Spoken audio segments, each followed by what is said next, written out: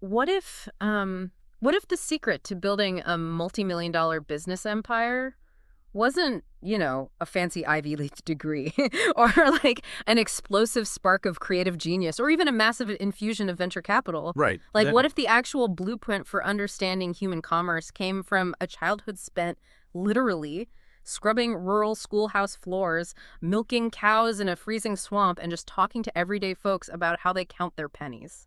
It really completely shatters the modern myth of the entrepreneur, doesn't it?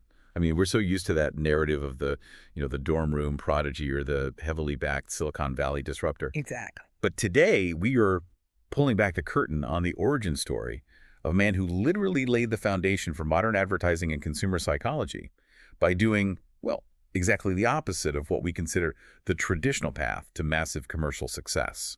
Yeah, and that is exactly what we're doing.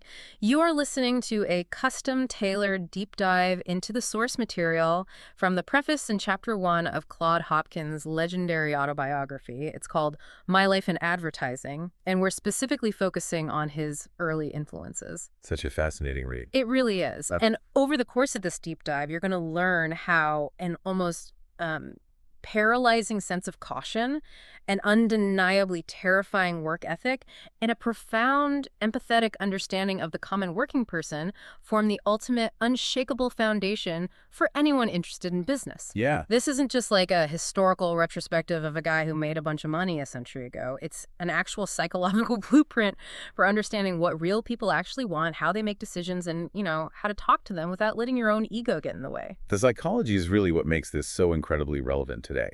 Because Claude Hopkins is a figure who quietly shaped the consumer landscape that every single one of us navigates, like every single day. Right. He was operating at a time when he was making astronomical money. I mean, 6 figures a year, back when that meant something completely different to the U.S. Treasury. Oh, yeah, that practically made you a titan of industry back then. Exactly. Yeah. Yet when he finally sat down to record his life's work, he didn't start with the yachts or the boardrooms or the millions of dollars.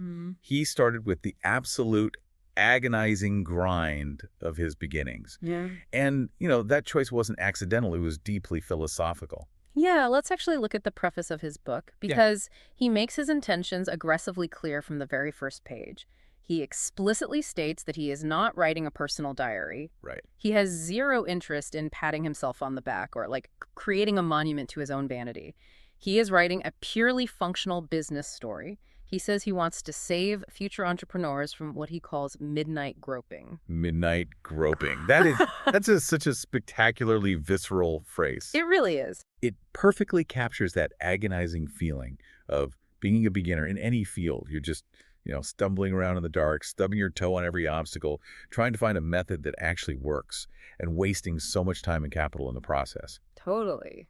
And Hopkins only agreed to write this text because a friend of his, a publisher named Ben Hampton, listened to his life story one night in Los Angeles and essentially demanded that he write it down. Wow. Yeah, Hopkins realized that as a pioneer who had worked twice as long as anyone else in his field, he owed a roadmap to his successors. He viewed it as a professional duty. I really love the humility in that, but also the extreme practicality. It's like a lead scientist who has spent 70 years in a laboratory meticulously testing every single chemical reaction, and he's just handing you his notebook so you don't have to accidentally blow up your own lab. That's a great way to put it. Right. He wants you to start at the top of the mountain he already spent a lifetime climbing. He's basically passing down his raw lab notes to you, the listener. And the lab notes analogy is perfect because Hopkins had a very specific, almost mechanical philosophy about his own success. He fundamentally rejected the idea that he possessed some innate, untouchable, magical genius. Which is rare for guys at that level. Extremely rare. Yeah. He viewed his towering success simply as the mathematical result of having put in more hours, run more experiments, and crucially, having made more mistakes than anyone else alive. And what's truly fascinating is the immediate backlash he faced when he decided to publish these notes. Oh, right. He notes that when the book was first announced as a serial, he received genuine letters of protest from the heads of massive businesses he had served. Okay, I have to pause there because that is just wild to me. You have these powerful CEOs, these captains of industry, and they're actually nervous about an advertising guy writing his autobiography. Why? What were they so afraid of? Well, they were terrified of losing their own mythology.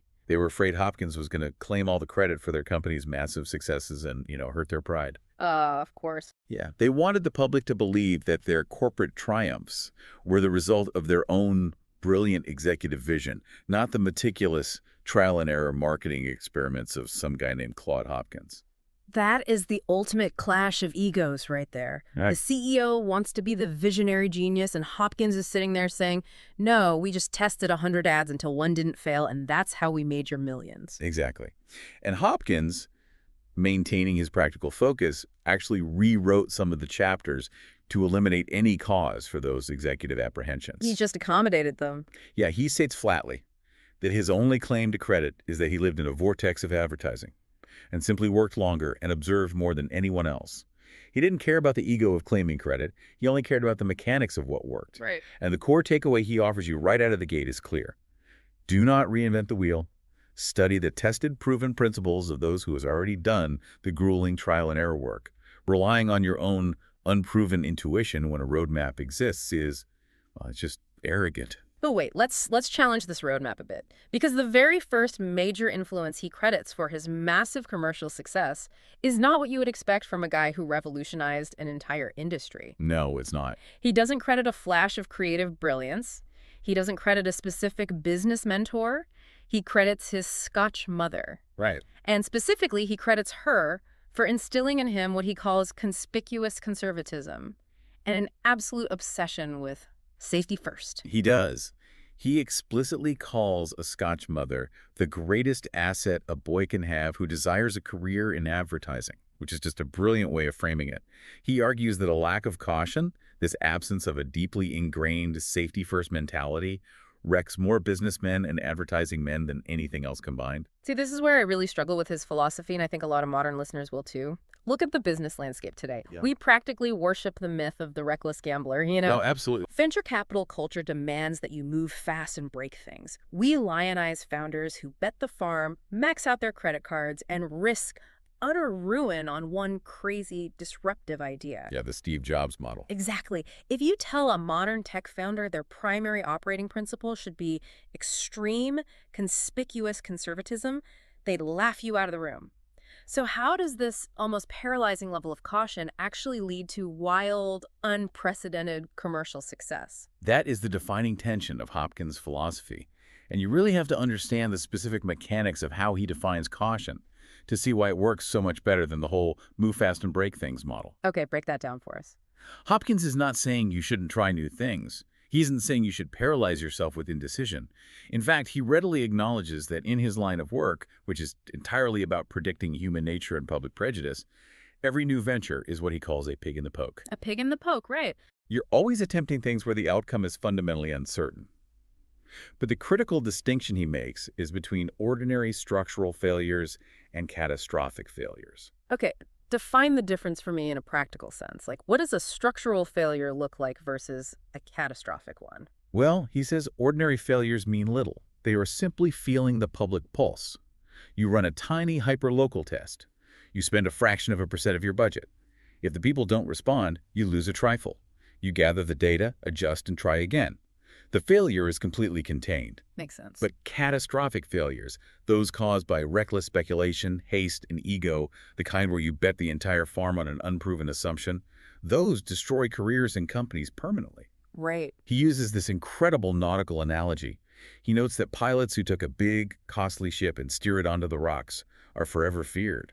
They never get to pilot a ship again.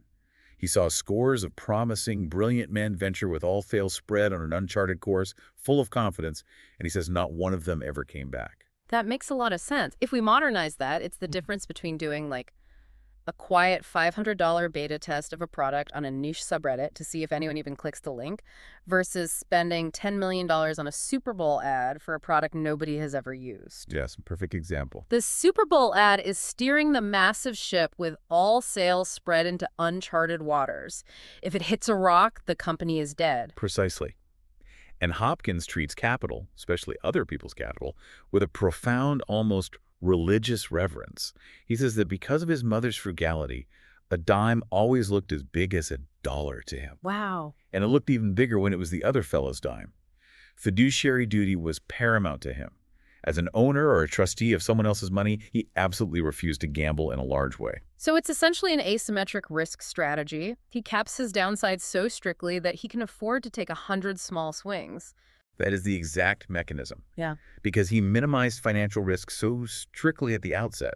When he failed, and he readily admits he failed many, many times, he lost very little in actual money and nothing in his own confidence or his client's trust. That's huge. Yeah, so the practical takeaway for you listening is to radically reframe how you view launches and new ventures.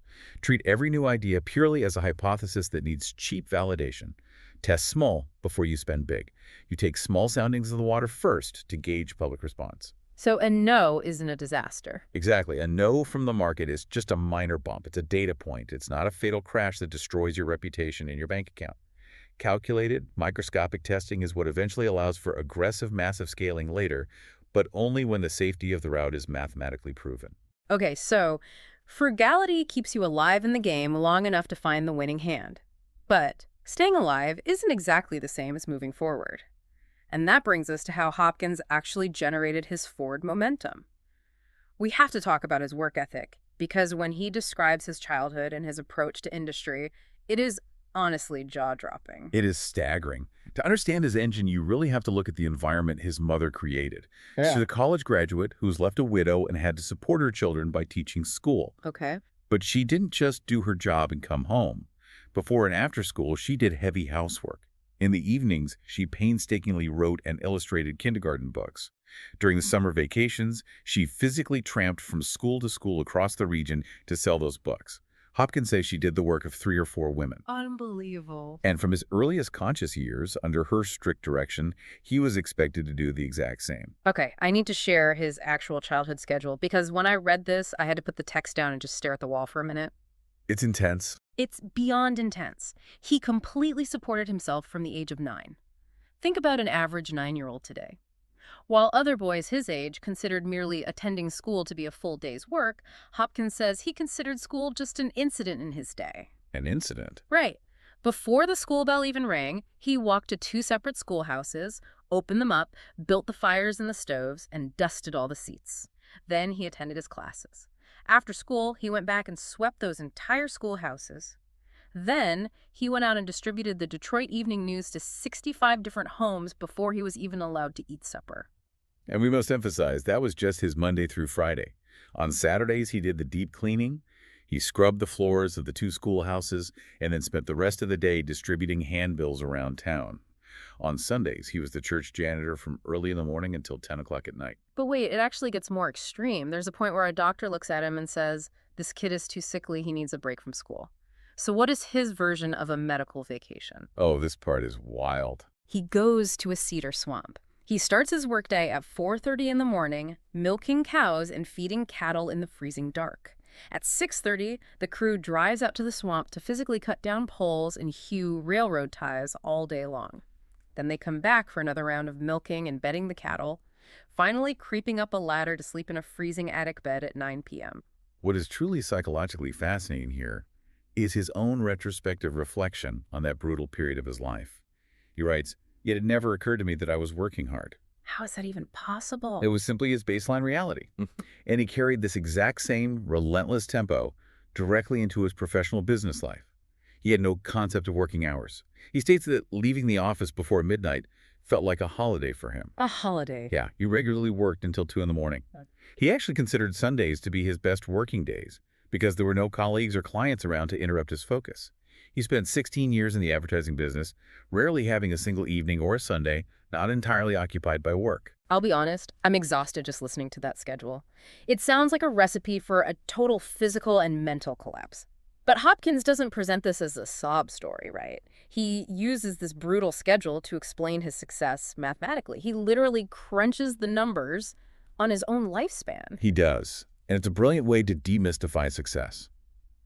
He states flatly that while there's absolutely some difference in raw intelligence or brains among people, it is nowhere near as important as the difference in sheer industry. Right. His formula is simple.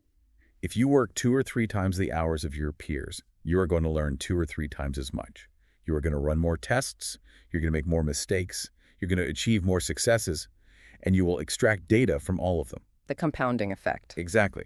By his own mathematical calculation, while his career calendar might have said he had been in business for 35 years, if you measured it by ordinary human working hours, he'd practically lived 70 years in advertising.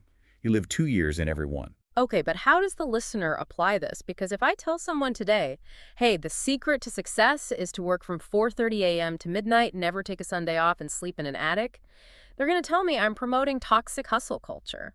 Even Hopkins seems to realize this is extreme, right? Oh, he absolutely realizes it. Hopkins himself explicitly warns against overworking to this extreme degree. He has a moment of profound clarity where he says, a man who sacrifices all else in life, family, leisure, health, to excel in one single profession is perhaps to be pitied rather than envied. Yeah, that makes sense. He admits that life holds other things far more important than just business success. But while he warns against the personal toll, the underlying physics of his argument remain undeniably true. The reps. Exactly. The practical takeaway for you listening isn't that you must ruin your life with work. The takeaway is the inescapable multiplier effect of volume. If you want accelerated learning in any field, you have to put in an undeniable volume of repetitions. You cannot cheat the math of time invested. Right, you just can't. If you want to master a skill faster than your competition, you simply have to compress more reps into the same calendar year. Frugality might have kept Hopkins from disaster, but sheer overwhelming industry is what actually taught him his trade. Yeah, no, that makes perfect sense. It's like the 10,000 hours rule long before Malcolm Gladwell ever wrote about it. But working hard and running a million tests isn't enough if you are fundamentally disconnected from the people you're trying to sell to. Absolutely not. Which brings us to a part of his background that he views not as a curse, but as his ultimate secret weapon. He descends from generations of poor clergymen, and he calls this childhood poverty his greatest blessing. Why? Because it embedded him deeply and permanently among the common people. This is perhaps the most crucial psychological insight in the entire text. Hopkins is making a profound argument about the absolute necessity of empathy and shared experience in commerce. He explicitly states that he could never effectively sell to the rich because he simply does not know them. He doesn't get them. He doesn't understand their motivations at all. He freely admits that if someone hired him to advertise a Rolls-Royce or Tiffany jewelry or a Steinway piano, he would fail miserably. He doesn't understand the reactions, the vanities, or the desires of the wealthy class. But the everyday folks, the people who have to scrape together nickels and dimes, those are his people. Exactly. He writes about how much he loves to talk to laboring men, to study housewives who must meticulously count every single penny just to make it to the end of the week, to understand the raw, unvarnished ambitions of poor boys and girls.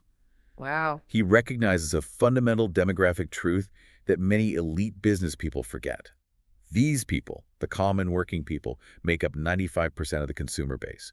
They are the massive beating heart of the economy. So true. Because Hopkins lived their exact life, because he hewed those railroad ties and slept in that freezing attic, he knows their struggles intimately. He knows their economies. He knows their impulses.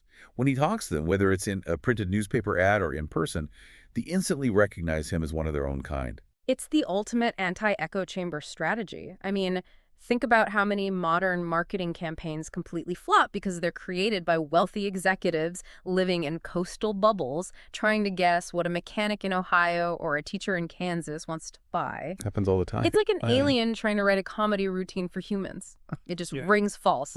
But Hopkins actually leans into his common roots when he writes his copy. He says, "Give me something which they want, and I will strike the responsive chord." Yes. And his method for striking that chord is fascinating. His words are incredibly simple. His sentences are short and punchy. He says he doesn't care if scholars ridicule his writing style. He doesn't care if the rich and the vain laugh at the features he chooses to highlight. Yeah. Because he knows that in millions of humble homes across the country, everyday people will read his simple words, feel completely understood, and they will buy. It is a masterclass in audience alignment and a massive rejection of ego. To sell effectively, you must deeply understand and genuinely respect your actual customer base. You cannot look down on them. Right. The practical takeaway here is a massive warning against ego-driven creation. Do not write copy, do not design products, and do not build businesses to impress your peers, to impress academics, or to win awards from elite industry groups. Your peers are not the ones buying your product. Speak directly, plainly, respectfully, and authentically to the masses. Which perfectly sets up his rather controversial and honestly pretty aggressive take on formal education. Hopkins is incredibly critical of college educations for anyone going into advertising or mass market business. He never went to college himself, having spent his time in the swamps and schoolhouses, and he views higher academic education almost as a permanent handicap in his field. He does, and he really doesn't mince words about it. He states that he spent his 4 years in the school of experience instead of the school of theory. He argues that there is absolutely nothing of practical value that an advertising man can be taught in a college classroom. And worse, he believes there are many theoretical things taught in universities that a person will need to actively and painfully unlearn before they can steer a practical, successful course in real business. Okay, let's play devil's advocate here, because when you first read that, it sounds a bit like sour grapes. It sounds like a guy who was too poor to go to college, who had to work in a swamp, and now he just has a massive chip on his shoulder about people with fancy degrees. Is he just fundamentally anti-intellectual? Does he hate the concept of school? It's a totally fair question, and Hopkins is very careful to weigh his words to address exactly that assumption. He clarifies that he is not anti-intellectual at all. He notes that he actually belongs to a deeply academic family. He was born on a college campus. His parents were both college graduates. His grandfather actually founded a college, and his sister and daughter both have college educations. Oh, wow. I didn't realize it was that deep in his family. Yeah, he says he went to college classrooms and listened to lectures with genuine respect. His critique is not born of resentment. It is purely practical and observational. He watched countless college men enter the business world. In his own massive advertising agency, they frequently hired college men, sometimes exclusively, hoping to gain some sort of advanced theoretical edge over the competition. But he states on the record that he cannot remember a single one of those college-educated men who ever gained a prominent, highly successful place in his agency. Not a single one. That is a brutal indictment. Not one. He firmly believed that the men who spent those 4 years out in the real world, engaged in practical street-level business, had an overwhelming and insurmountable advantage. Yeah. His perspective is that a college professor, living in an educational cloister, entirely insulated from the brutal realities of the free market, simply cannot teach a student how a farmer actually thinks about spending his hard-earned money. That makes a lot of sense. Hopkins actually recounts a story where someone brought him a formalized course in advertising from a great technical school. He read through it, and it exasperated him so deeply that he handed it back and told the man to burn it. Literally told him to burn it. Literally burn it. He felt it was a literal crime to occupy a young person's most formative, impressive years with sanitized, impractical theories that would take them a dozen years of hard failure to unlearn in the real world. It makes me think of an analogy relevant to today. Think about training an artificial intelligence model. If you feed an AI thousands of pages of perfectly sanitized theoretical textbooks on human psychology, it's going to talk like a robot. Yes, exactly. It won't understand sarcasm, it won't understand fear, it won't understand impulse. But if you feed that AI raw, chaotic, real-time data from social media and actual human conversations, the equivalent of Hopkins farm folks and laborers, it's going to understand exactly how humans actually behave. That is a brilliant way to put it. Hopkins is basically saying that college provides the sanitized textbook data, which is useless for predicting actual human behavior. He says 1 week talking to farm folks beats a year in any classroom. That analogy perfectly captures the mechanism of his critique. The school of real business is about gathering direct, unmediated, messy feedback from the market. The practical takeaway here is that you must prioritize face-to-face customer interaction above all else. You can't just guess from a boardroom. Exactly. You cannot strategize in a vacuum. You have to get out of the building. You have to talk to the people who are actually holding the money you want them to spend. Theoretical planning in a comfortable boardroom using sanitized case studies can never replace the raw, complex data of human interaction. Right. And if he doesn't trust the scholars in the textbooks, you have to wonder where his deep-seated skepticism comes from in the first place. And that brings us to what might be the most jarring and surprising part of this entire source text. We are reading a foundational manual on business, marketing, and advertising, and suddenly, out of nowhere, Hopkins spends pages detailing his intense, oppressive childhood religious trauma. Yeah, it really does seem like a massive biographical tangent at first glance. To understand it, you have to realize that Hopkins comes from a long, unbroken line of clergymen. His very given names were selected from a literal who is who of famous religious figures. Wow. From birth, he was heavily and strictly groomed for the pulpit. But the religious training in his household was incredibly oppressive. His grandfather was a strict hard-shell Baptist, his mother a devout Scotch Presbyterian. He describes Sundays as entirely desolate days. He wasn't allowed to walk for pleasure. He wasn't allowed to read anything except the Bible and the concordance. That sounds miserable for a kid. It was. He literally spent days of his childhood manually counting the words and letters in the Bible just to confirm that the concordance was mathematically accurate. He writes that seemingly every single joy in human life was framed as a sin. Dancing, playing cards, reading secular books, going to the theater, they were all presented as a one-way ticket to a hot hereafter. It sounds like a suffocating way to grow up. It was absolutely suffocating, and the cracking of this intense religious dogma happened in a few distinct dramatic stages. The first crack was through a man named Will Carleton. Carleton was a famous poet and a former classmate of Hopkins' father. Okay. Carleton came to visit their home, witnessed this ultra-religious, joyless, repressive atmosphere firsthand, and was so disturbed by it that he actually wrote a published ballad about it called "There Wasn't Any Room for His Heart." No way, he wrote a poem about Hopkins. Yes. The ballad was a tragic story about a boy who was driven to a life of crime because of the unbearable religious fanaticism of his home, and Carleton explicitly made young Claude Hopkins the victim in that tale. That is wild. For Hopkins, reading that was a massive revelation. Here was a famous, highly respected man from the outside world telling him that his family's way of life wasn't normal or right. It validated all of his internal secret doubts. And then there's a story about Uncle Tom's Cabin. This is such a vivid, heartbreaking scene. His mother had tirelessly nursed him and his sister through a severe illness, and while they were sick, she read them the book Uncle Tom's Cabin. Right. Sometime later, the stage play of the book comes to their town. Young Hopkins works incredibly hard, distributing handbills all over town to earn free tickets for his family. His mother finally agrees to take them. They are walking down the street toward the town hall. The kids are vibrating with excitement. And right there on the sidewalk, they run into the local Presbyterian minister. A bachelor minister who, as Hopkins pointedly notes, children instinctively shrank away from. He was a man devoid of warmth. Yes.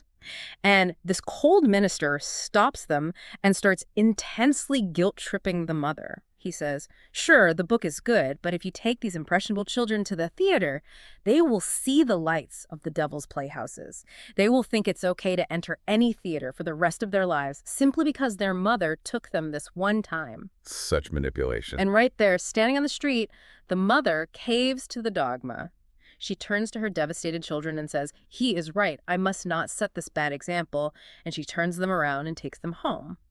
Hopkins writes that in that single crushing moment, he lost all respect for what his mother typified, and he never regained it. The absolute breaking point comes shortly after that incident. At age 18, having been pushed his entire life toward preaching, he is forced to deliver a sermon to a congregation of 800 people. 800 people at 18. Yeah, and instead of delivering the orthodox fear-based dogma he was taught, he delivers a sermon based entirely on his own progressive, deeply held ideas. He stands in the pulpit and openly argues against hellfire, he argues against the concept of instant damnation, and he actively countenances the harmless, everyday joys of life. Wow. He knew his strict mother and her Orthodox minister friend were sitting right there in the pews watching him. When he finished the sermon, the church was silent. No one greeted him. And the very next day at a lunch on Dearborn Street, his mother looked him in the eye and told him he was no longer her son. She disowned him completely. It is an incredibly heavy, dramatic, life-altering moment. He walks out onto the street with exactly $3 in his pocket, disowned by his family, his expected life's career completely over. So, acting as a proxy for you, the listener, here I have to ask, why is this profoundly personal trauma included in a business text? What is the listener supposed to take from this? Because it is the ultimate foundational lesson in critical thinking and intellectual courage. Hopkins is showing us the psychological origin of his superpower, his ability to question inherited dogma. Okay, I see where this is going. Think about the mechanics of what he did. In his religious life, he was presented with a set of absolute, unquestionable rules handed down by authority figures. But he observed that those rules violated human nature, and they violated his own internal logic. He had the immense courage to break from those rules, even at the cost of his own mother's love and his entire community's support. That takes a lot of strength. It does. And he later took this exact same psychological framework directly into the business world. When he entered advertising, he looked at the traditional rules of the boardroom, which were full of unproven, ego-driven dogma, and he destroyed them. He wasn't intimidated by powerful CEOs because he had already stood up to the threat of eternal damnation. He replaced corporate dogma with tested mathematical science. That is a brilliant connection. If you can stand up to your family and your entire community's belief system because the facts simply don't align with the theory, then standing up to a stubborn board of directors who want to run a vanity marketing campaign is an absolute cakewalk. You've already built the muscle of defiance. Precisely. The practical takeaway he offers here is about authenticity and alignment. You cannot succeed at a high level in a field where you fundamentally disagree with the core tenets and where the work brings you profound unhappiness. Hopkins viewed business as a fascinating game, and you have to be able to play it authentically. Yeah. You must have the courage to pivot away from expected, traditional paths when they violate your own logic and values. If he had submitted to his mother's dogma, he would have been a miserable, mediocre, impoverished clergyman. By escaping it, he became a titan of industry. You mentioned he viewed business as a game, which is the perfect segue to our final point. You would think that a guy who was disowned at 18, who slept in freezing attics, and who worked 16-hour days would be absolutely miserable. You'd think he'd be the poster child for burnout. But he wasn't. He loved it. And that ability to love the grind stems from yet another chance encounter in his youth, right? Yes, a profoundly impactful encounter with a railroad section foreman who was making $1.60 a day. Now, Hopkins had previously observed wealthy college students playing sports, which gave him the initial naive idea that all life was simply a playground. Right. But this rugged railroad foreman completely reversed and deepened that idea. The foreman was managing a crew of men who were making $1.25 a day. Those laborers worked purely from necessity. They hated the work, they loafed whenever the foreman looked away, they counted the agonizing minutes until the shift was over, and they couldn't wait to go to town and spend their meager wages. Standard clock punchers. Exactly. Yeah. But the foreman worked with an infectious enthusiasm. He didn't just lay railroad ties. He turned the grueling physical labor into a competitive game. He was constantly racing against time, trying to break his own record for laying a certain number of ties in an hour. I love the psychology of this. After a brutal 10-hour day on the railroad, this foreman would go home and instead of collapsing, he would happily and energetically work on building a new porch for his house. Yeah. He actually points to the college guys who are exhausting themselves running around playing baseball, and he says to Hopkins, "That's what I call hard work." Meanwhile, he's having the time of his life physically shingling a roof. He's racing the sunset. It's all a game to him. The psychological insight Hopkins draws from this foreman is incredibly sophisticated, especially for the time. The foreman tells him, if a thing is useful, they call it work. If useless, they call it play. One is as hard as the other. One can be just as much a game as the other. The physical exertion is exactly the same. The sweat is the same. The only difference lies entirely in the attitude of the mind. In both baseball and laying railroad ties, there is rivalry. There is a struggle to excel. There is a score to keep. So burnout isn't necessarily about the physical hours you work. It's entirely about the framing. It's about whether you feel like you are performing an obligation or playing a game. Exactly. Hopkins later tested this theory when he studied destitute derelicts in soup kitchens and prisons through his charitable work with the Volunteers of America. He observed them closely and concluded that their main problem wasn't inherent laziness. Oh, really? No. In fact, they expended immense creative energy on things that didn't matter.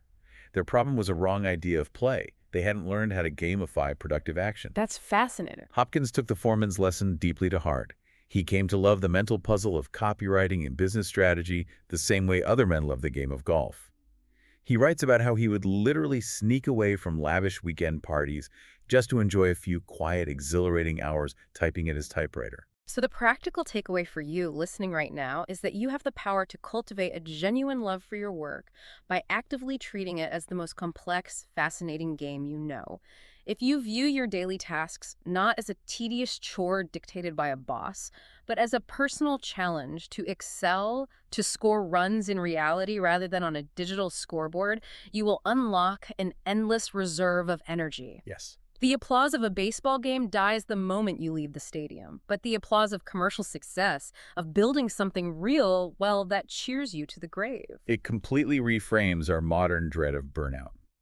If you are playing a game you genuinely love and you are in a state of flow, you simply don't burn out the same way you do when you are dragging yourself through a tedious obligation.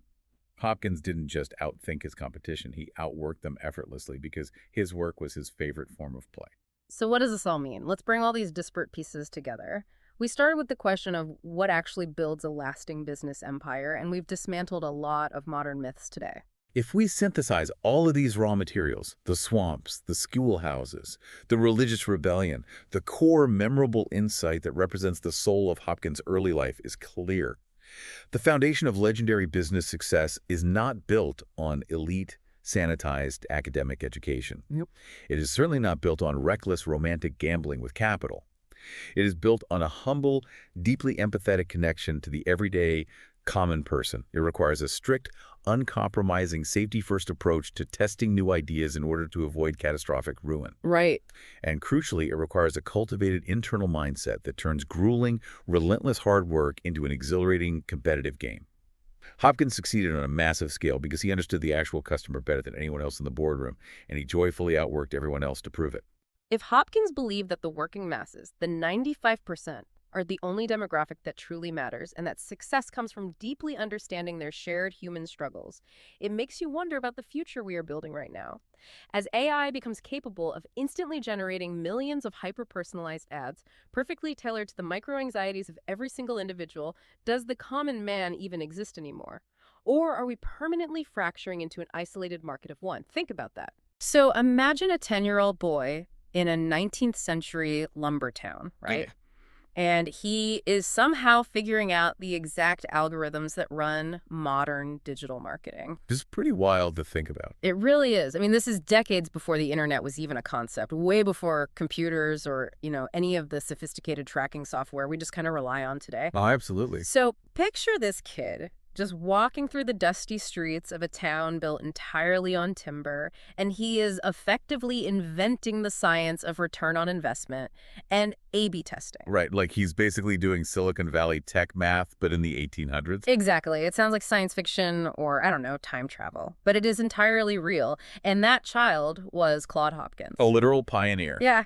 So today we are exploring chapter 2 of his seminal memoir, focusing entirely on his lessons in advertising and selling. It's such a fascinating chapter. It is. We have the source text here, and our mission for this deep dive is to extract Hopkins' foundational rules of human behavior.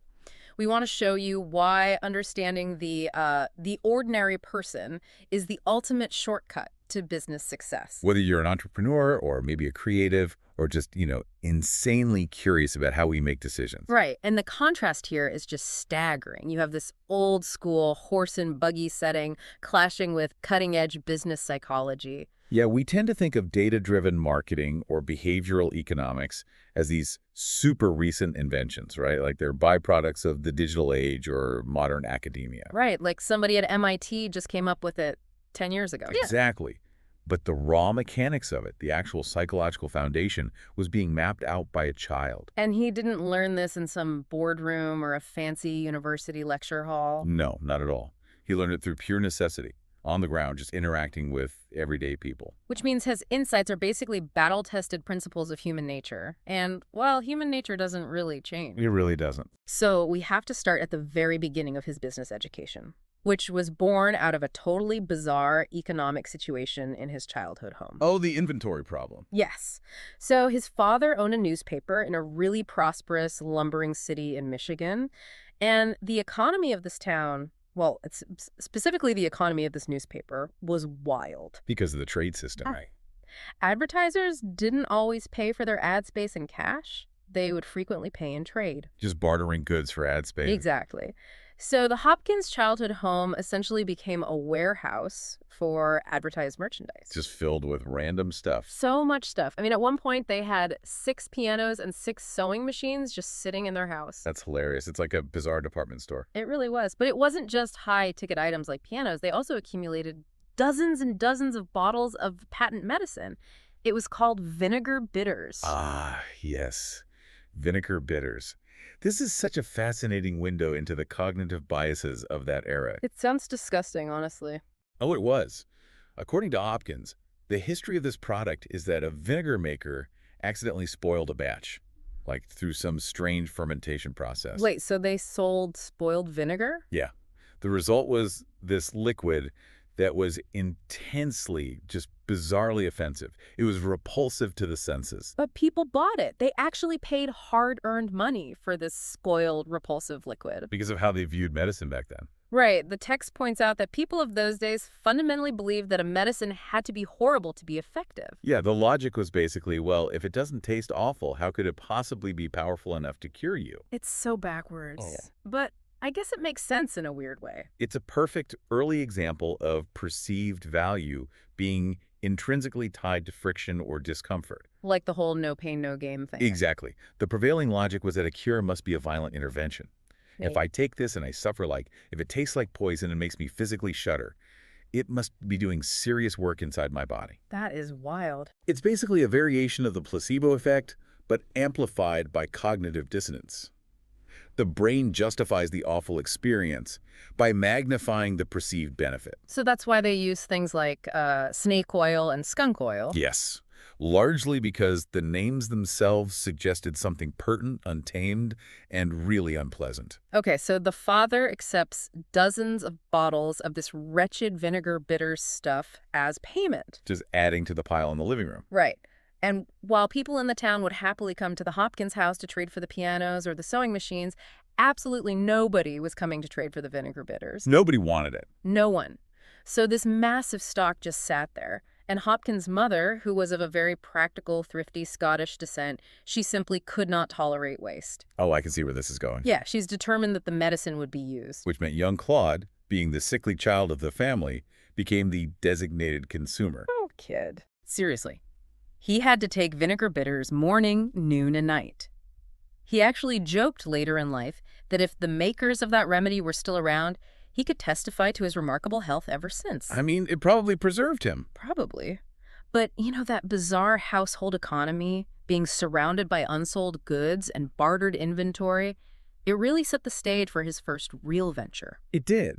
So his father also printed bills, what we would call flyers or handbills today, in his newspaper office. Right. And young Hopkins, who used to study these bills and even set the type for them, he saw a gap in the market.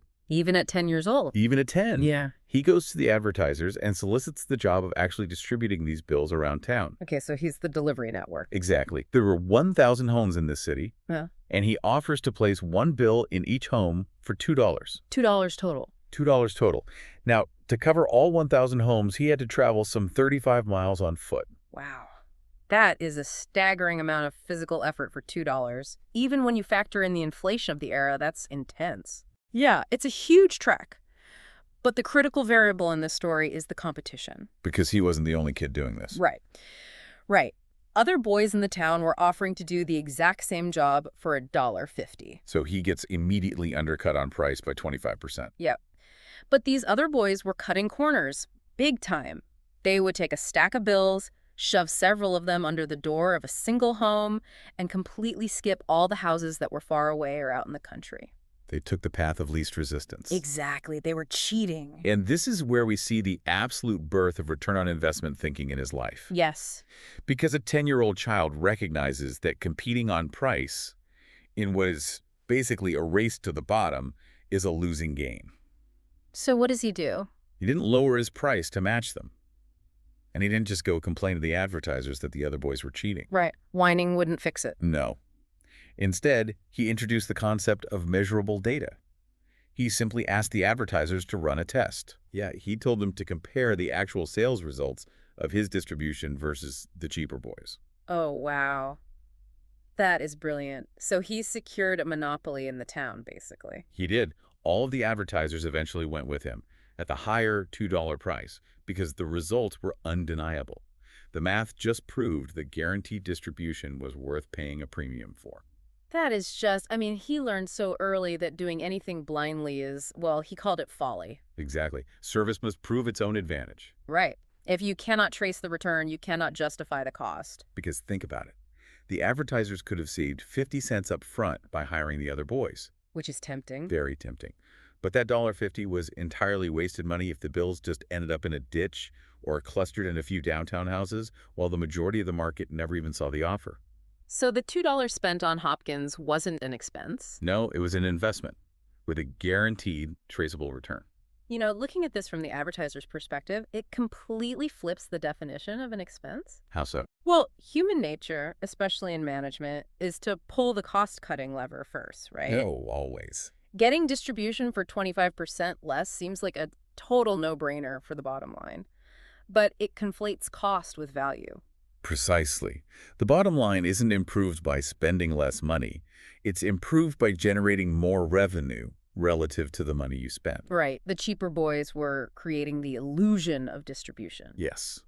They were selling the activity, not the result. Yeah. Hopkins was selling the result. It really makes me think about buying cheap seeds for a farm. Oh, that's a good analogy. Right. You go to the supplier, ask for the cheapest seeds, and you save a bunch of money up front. Makes you feel good in the moment. Exactly. You plant them, you water them, you wait. But half of them never sprout because they were poor quality. You've thrown that initial capital into a black hole, plus all the labor. Right, the labor's the hidden cost there. So buying expensive seeds where every single one guarantees a harvest is the only logical choice. The $1.50 boys were a sunk cost. The $2 Hopkins was an investment because you knew exactly what you were getting. And Hopkins carried this exact philosophy into his adult career. He fiercely advocated for known and compared returns. He wouldn't let anyone spend blindly. Never. He believed that you should never spend money in marketing, in business, in literally any venture without a mechanism to measure the actual result. It seems so obvious to us now. Right, because we live in an era of analytics dashboards. But it was completely revolutionary to insist on this level of accountability back then.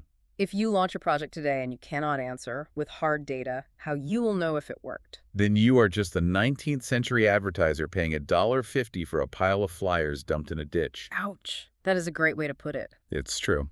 So Hopkins figures out the math. He proves that tracking results is non-negotiable. Step one complete. Right. But finding the right metric for distribution is really only half the battle, because measuring returns only matters if the message itself actually converts the prospect into a buyer. The message has to work. Exactly. Yeah. Which leads right into the next phase of his childhood education. This happens shortly after his father passes away, unfortunately. Right. A really tough time for the family. Yes, his mother is left a widow, and young Claude has to step up to help support them. And one of the ways he does this involves a product his mother actually invented. A silver polish, right? Yes, a silver polish. So we have necessity, once again, driving innovation. Absolutely. He takes the silver polish, he molds it into cake form, wraps it in really pretty paper, and goes out to sell it door to door. Classic hustle. And keeping in mind his new appreciation for tracing results, he pays very close attention to his conversion rates. He's tracking the data at the door. He is. And he finds that when he stands at the front door and simply talks about the polish explaining how great it is, trying to persuade the woman of the house with his words, he sells to about 1 in 10 women. So a 10% conversion rate. Right. Which honestly isn't terrible for cold door-to-door sales. True, but it requires a massive amount of physical and emotional effort for a relatively small return. Oh, for sure. Getting rejected 9 out of 10 times is exhausting. So he realizes that talking just isn't enough. He changes his approach entirely. What does he do? Instead of pitching at the door, he asks to step into the pantry. He asks to actually demonstrate the polish on their own silver. Oh, wow. And when he manages to do that, he notes that he sells to almost everyone. That's a huge jump. Huge. He takes the conversion rate from 10% to nearly 100% simply by shifting from verbal persuasion to physical demonstration. That is just. It uncovers a profound psychological principle regarding risk. Risk? How so? Well, persuasion alone is incredibly expensive, both in time and in money, because it requires you to overcome the buyer's natural skepticism. Right. When someone knocks on your door, your immediate instinct is defensive. Right. You assume a protective posture. Oh, totally. I'm immediately like, what do they want from me? Are they trying to trick me? How much is this going to cost? Exactly. Your guard is entirely up. You're actively looking for a reason to say no so you can close the door and get back to your day. Yes. So when you rely purely on words, you are asking the buyer to take a leap of faith. You are asking them to assume all the risk of the transaction. You're basically saying, trust me, this works, give me your money. And people hate doing that. You despise it. But a demonstration or a sample, fundamentally shifts the risk. It says, don't take my word for it. Look at your own silver shining. The proof is right in front of you. As Hopkins noted later in life, a good article is its own best salesman. It really is. You know, he was cross-referencing this data, too. He used to stand for hours in the town square just watching street fakers. The traveling salesman. Yeah, the guys pitching gadgets and tonics by torchlight. He just drank in their methods, and he noticed a unifying rule among the really successful ones. Let me guess. They demonstrated. Yes. They never tried to sell things without a dramatic demonstration of what the product could do. The product always did the heavy lifting. It's incredible that despite proving this as a literal child, Hopkins spent his entire adult life struggling to convince later advertisers to use samples. Wait, really? They fought him on it? Oh, constantly. He noted how businesses would happily spend a fortune outfitting their traveling salesmen with expensive, elaborate sample kits to show to retail buyers. So they'd give samples to the middlemen. Exactly. But those same businesses would aggressively refuse to give samples to the general public. That makes no sense. I know. They would spend fortunes on advertising copy to urge people to buy blindly, but they would balk at the fractional cost of a trial size. It really seems like they were tripping over dollars to pick up pennies. Absolutely. Why was there this massive resistance from modern boards of directors to giving away a taste of the product? Well, it usually comes down to a few persistent corporate blind spots.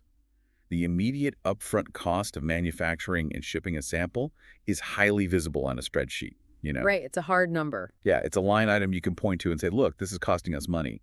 But what is invisible on that spreadsheet is the cost of lost sales due to the friction of verbal persuasion. You can't track the people who just walked away because they didn't believe you. Exactly. And on top of that, they harbor this fear that repeaters will just ask for samples again and again, essentially scamming the company for free product. Oh, people definitely do that. Sure they do. But Hopkins argued that trying to sell through persuasion alone is vastly more expensive than subsidizing a few scammers. The math overwhelmingly favors the sample. Selling without a sample is really like trying to describe the taste of salt to someone who has never had it. Oh, that's a great way to think about it. Right. Like, you can write a beautiful, eloquent essay about the exact chemical profile of sodium chloride. You can talk about the way it interacts with the taste buds or even the history of the spice trade. You could hire the best copywriters in the world to polish that essay. But nothing beats just giving them a pinch of salt to put on their tongue. Exactly. One method requires immense cognitive effort from the buyer to even imagine the benefit. And the other provides immediate, undeniable proof. It completely redefines the job of a salesperson or a marketer. Your job isn't to persuade. Yeah. Your job is to remove the friction of experiencing the value. Right. You don't make them work to understand why you are great. You lower the barrier to entry so the product can just speak for itself. Exactly. Let the product do the talking. Okay, so you have a sample, you have a demonstration, but that brings up a new problem. Who are you showing it to? Yes. Who exactly are we demonstrating it to?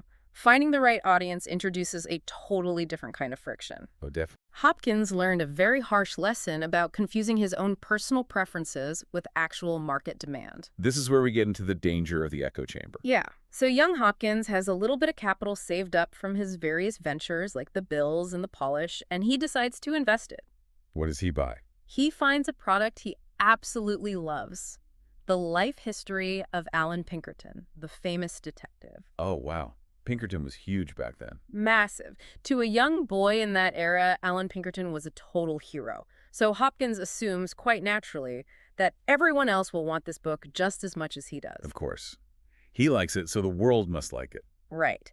He buys a supply of these books, spreads them all over the floor of his house, and he is just totally anxious to rush out and supply this waiting world. But his mother steps in again, right? She does. She gives him some strategic advice. She says, get the leading men first. They will bring in the others. Which is basically an early influencer strategy. It is. It's exactly that. And it's a sound strategy in theory, assuming the influencer actually shares the values of the broader market. Right. Well, we're about to see how that goes. He heads straight to the mayor of the city, Mr. Rizzig. Okay, starting at the top. Hopkins is a widow's son. He's known as a hard worker, so the mayor receives him very cordially at his home. But the mayor is a strictly religious man with some very rigid ideals. Oh. Yeah. The mayor listens to the pitch, takes one glance at the book and literally throws it back into Hopkins' lap. Throws it. He literally throws it. He tells the boy that he is welcome in the home, but the book is not. Wow. He stated that a book about detectives and criminals was an offense to his home and to polite society. He had this moral framing that a detective dealing with criminals had no place in his world. Hopkins must have been crushed. He was totally crushed. He had never even dreamed that such opinions about his beloved detective stories could exist. He was operating under the assumption that his own enthusiasm was just a universal baseline. But his mother steps in again with a pivot. She tells him to ignore the mayor and go among the businessmen, down to the big store, and see what they say. A different demographic entirely. Exactly. So he does. He goes to the manager of the store. The manager buys a copy immediately. Nice. But it gets better. The manager actually walks Hopkins around the office and helps him sell 6 more books to his staff. Well, that's amazing. It was a massive success. And this sequence cemented what might be Hopkins's most vital rule of business. We must never judge humanity by ourselves. It's so hard not to do that, though. It is. But the things we want, the things we like, the things we find morally acceptable or unacceptable, these often appeal only to a small minority. It's the classic trap of, I love this, therefore the market will love it. It is the trap of insulation. And Hopkins points out that the higher people ascend in wealth or status or corporate power, the further they proceed from ordinary humanity. They lose touch. Exactly. They begin to think their refined tastes or their specific moral frameworks are universal. They surround themselves with people who agree with them, which just reinforces the delusion. Echo chamber. Right. He specifically notes that he knows of nothing more ridiculous than gray-haired boards of directors gravely deciding what housewives want to buy. That is a hilarious image, but so true. He witnessed countless projects fail because bigoted or insulated men judge the many by the few. We live, as he put it, in a democracy of preferences. Okay, but let me push back on that a little bit. Doesn't a great entrepreneur need to have a strong, unique vision? Sure. Like if you look at tech founders today or visionary fashion designers, they aren't constantly polling the crowd to find out what to build next. If you just go with the lowest common denominator, don't you end up making bland, boring products? It's a fair question. But vision is crucial for identifying a latent need. It's the spark. But testing is how you confirm that need actually exists outside of your own head. Hopkins isn't saying you shouldn't have unique ideas. He is saying it is fatal to assume the market shares your preferences without asking them. You can have a brilliant vision, but if you don't submit it to the court of public opinion, you are gambling. It makes me think of a ship's captain. How so? It's the difference between a captain who insists he knows the way purely by gut feeling versus a captain who has a destination in mind but actively takes soundings and uses a compass to navigate the actual waters. That's a perfect analogy. You can have your destination, your vision, but you must measure the reality of the ocean you're sailing on. The captain who relies on gut feeling might be right once in a while, but eventually he finds the rocks. Submitting all ideas to the court of public opinion is the ultimate safeguard against ego. Right. Never risk substantial money on the assumption that the public shares your personal likes, dislikes, or moral framing. The market does not care about your internal logic. It only cares about its own desires. So true. Once you accept that the court of public opinion is made up of the vast majority, the ordinary people, and you stop projecting your own preferences onto them, you hit the next major hurdle. The communication problem. Exactly. How do you actually speak to them? How do you communicate your offer in a way that resonates with those primeval desires?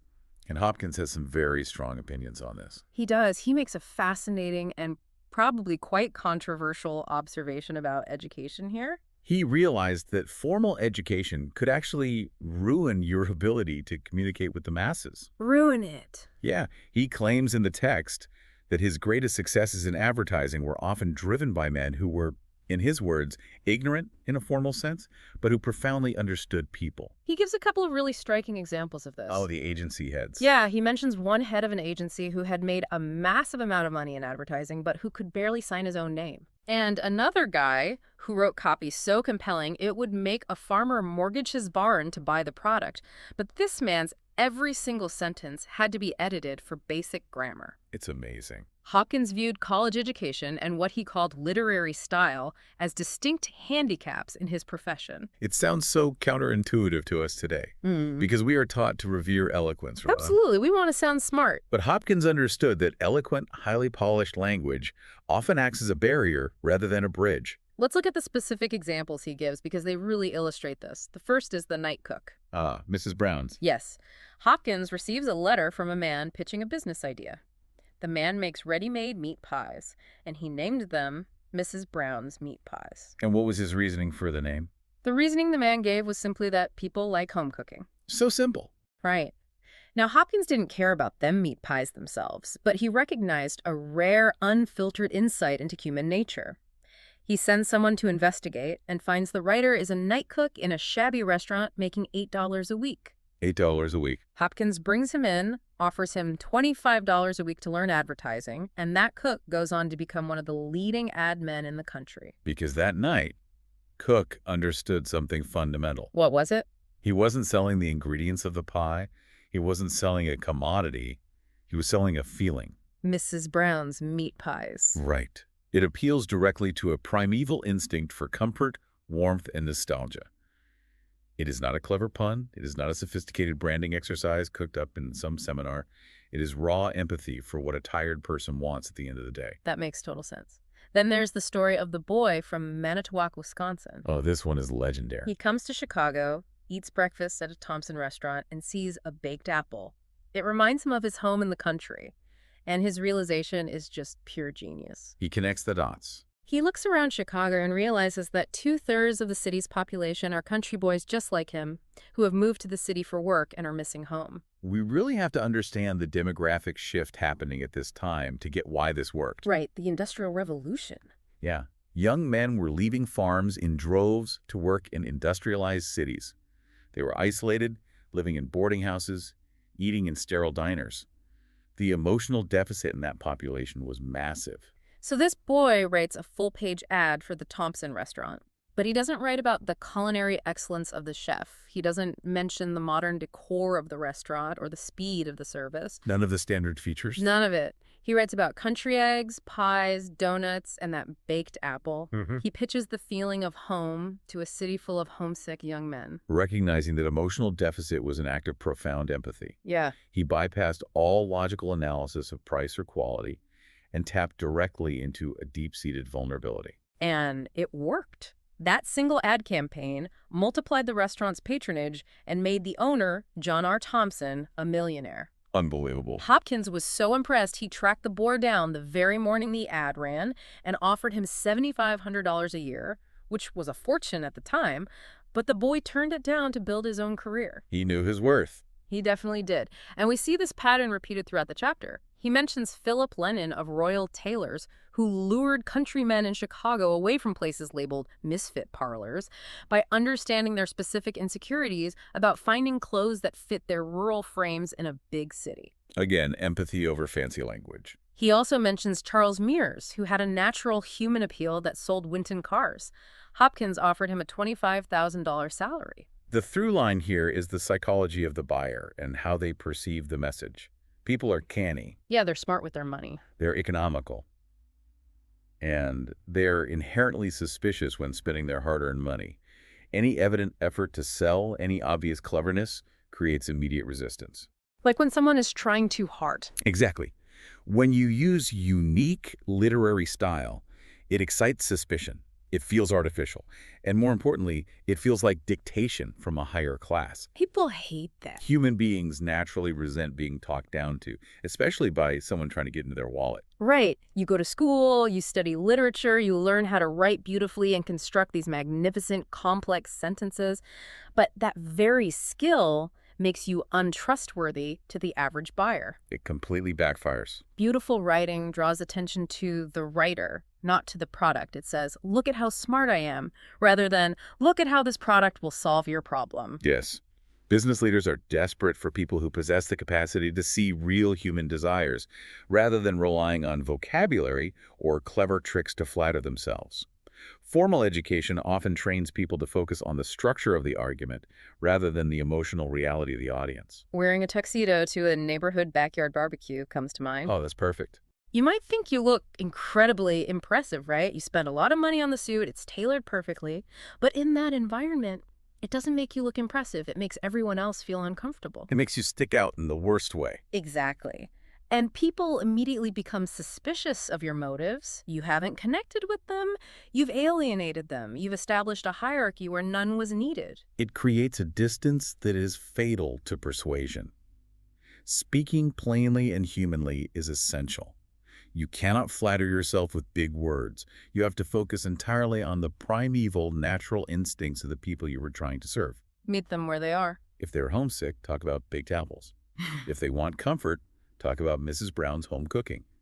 The language must serve the empathy, not obscure it. We have covered some serious ground today, digging into Chapter 2 of Hopkins' memoir. We really have. We started with the 10-year-old distributing bills, tracking his $2 investment against the cheaters, and establishing the bedrock of ROI. A literal child prodigy. Seriously. Then we moved to the silver polish and the absolute necessity of demonstrating value rather than just talking about it, proving that removing friction is more powerful than eloquent persuasion. The pantry over the front porch. Exactly. Then we explored the boardroom fallacy through the rejection of the Alan Pinkerton book by the mayor and its acceptance by the market, highlighting the danger of assuming our preferences are universal. The echo chamber is dangerous. And finally, we looked at why the $8 a week night cook beat the college graduates by speaking plainly to human desires without the handicap of literary style. You know, if we synthesize all four of these key ideas, the soul of this chapter can be summarized in one memorable insight. Success in business and in persuasion requires commercial humility. Commercial humility. It is the humility to let data overrule your personal assumptions. It's the humility to let the product prove itself through samples, rather than relying on your own persuasive brilliance. Right. It is the humility to realize that you are probably not the target market for your own goods. And perhaps most difficult for highly educated people, it's the humility to speak plainly and simply rather than showing off your vocabulary. It is a complete check on the ego. Complete. Every single failure Hopkins describes comes from ego. The ego of the cheap bill distributors thinking they wouldn't be caught, the ego of the advertisers refusing to give away samples, the ego of the mayor imposing his morals on the market, and the ego of the fancy writers trying to sound smart. And every success came from submitting to the reality of the customer.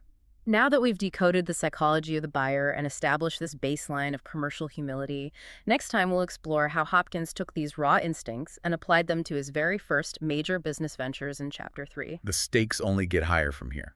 Before we go, something to mull over that builds on what we've discussed today.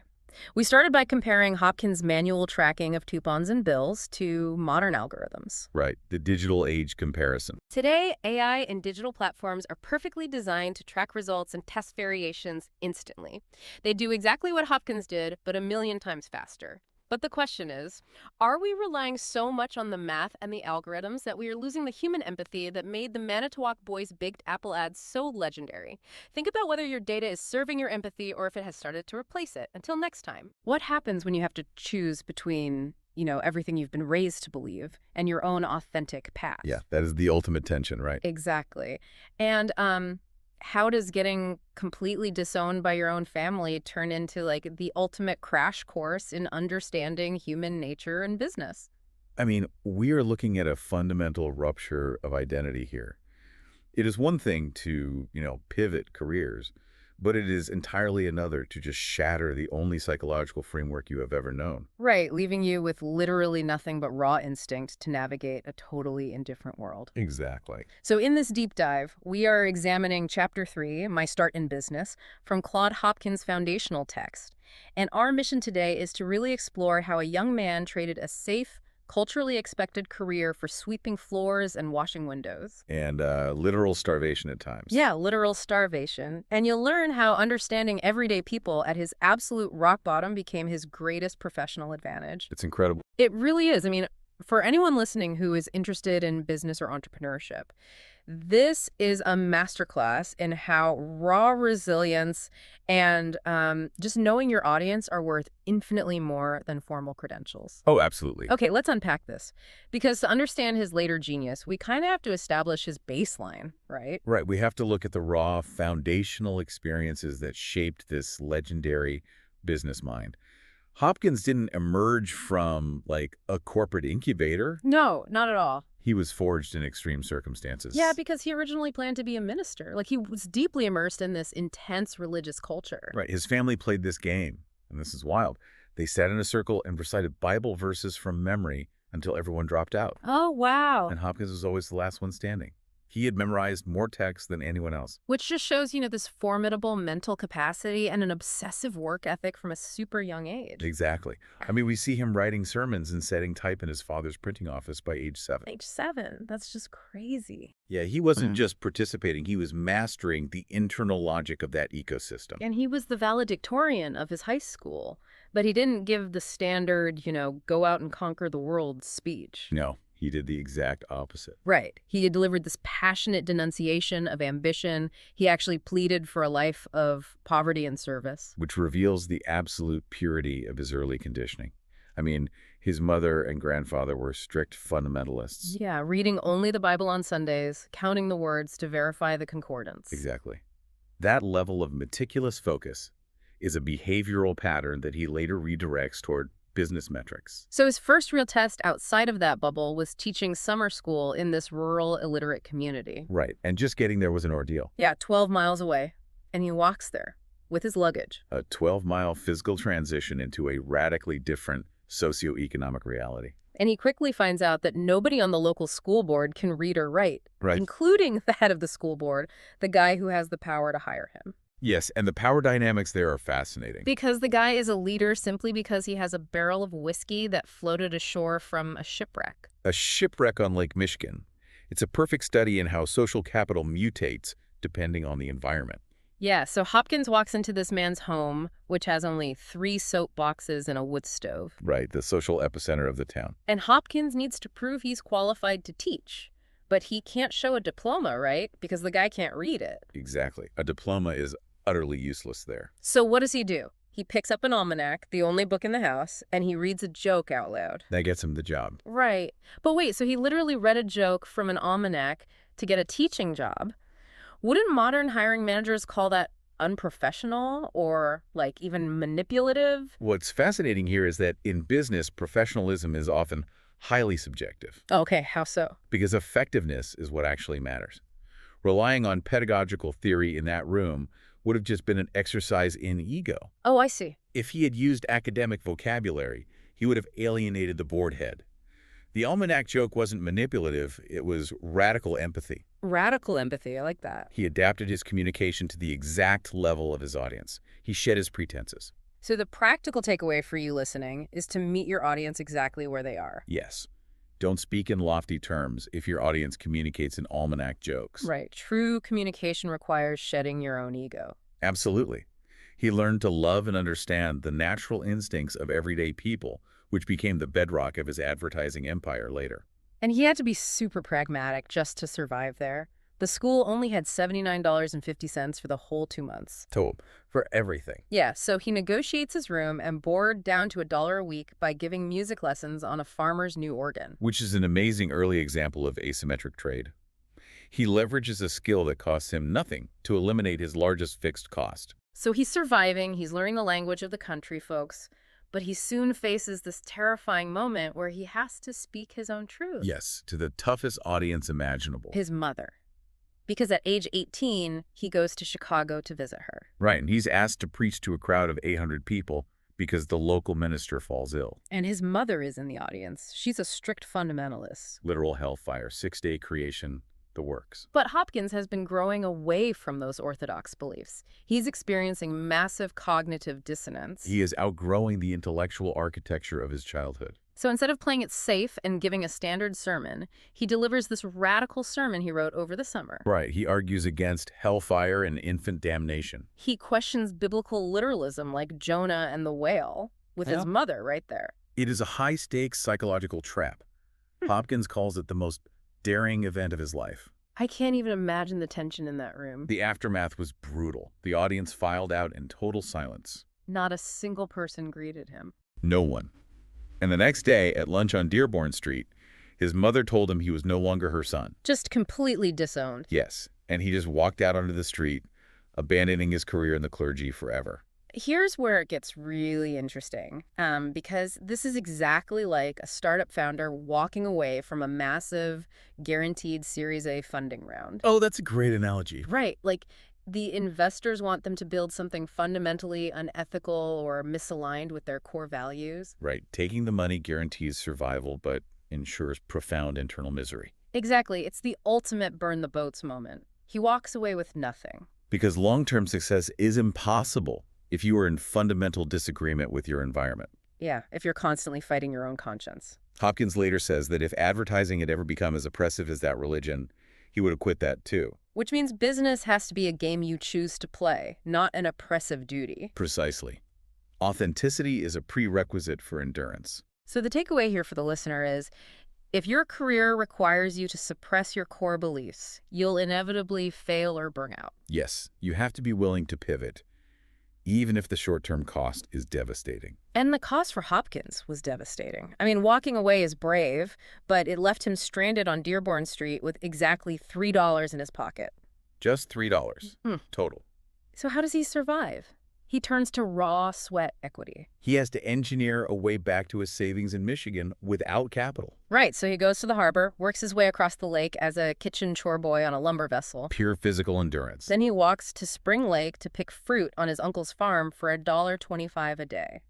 Because he needs to save $200 for a course at a business college. And while he's there, we see this incredible contrast. There's Claude, and then there's his cousin, same age. Right. Claude works 16-hour days. The cousin works as little as possible. A strategy of minimal viable effort. And the grandfather, who lives on the farm, is watching all of this. He's auditing their behavior. Exactly. And the grandfather has this $100 life savings, which was meant for his own burial. Highly emotionally charged capital. Yeah. And he offers it to Claude, offering to basically invest in him as long as Claude assumes the burial expenses later. And he calls him Mr. Stick-to-itiveness. Right. But let me ask you, is this just a classic, slightly outdated, pull yourself up by your bootstraps story? Or is there a deeper strategic lesson here about how capital actually moves? If we connect this to the bigger picture, human nature hasn't changed. The saver and the worker always get the preference of the people who control opportunities. So it's about signaling. Exactly. Capital seeks out momentum. It is inherently defensive and wants to mitigate risk. Oh, that makes sense. The grandfather didn't invest in a business plan. He invested entirely in the founder's visible work ethic. So by working 16 hours a day, Hopkins signaled low risk and made himself the obvious choice for investment. Right. The lazy cousin eventually became a locomotive fireman, completely missing that injection of capital. Wow. So for you listening, your work ethic is your earliest pitch deck. Absolutely. People with resources are constantly watching for those who demonstrate they will maximize an opportunity. Okay, so with the $200 secured, Hopkins heads to Swensburg's Business College in Grand Rapids. Expecting to learn bookkeeping. Right, but the education he bought was nothing like what he expected. No, it was a systemic illusion. He calls it a ridiculous institution. Because the professor's only qualification was this beautiful Spencerian handwriting style. They learned almost nothing of practical business value.